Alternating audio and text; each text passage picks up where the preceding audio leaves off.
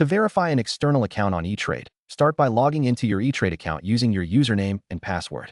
Once you are logged in, navigate to the Accounts section typically found in the main menu. From there, look for the option that says Linked Accounts or External Accounts. Click on it to proceed. Next, you will need to select the option to add a new external account. Here, you will be prompted to enter the necessary details of the external account you wish to verify. This usually includes the account number, routing number, and the name of the financial institution. Make sure to double-check that all information is entered correctly to avoid any delays in the verification process.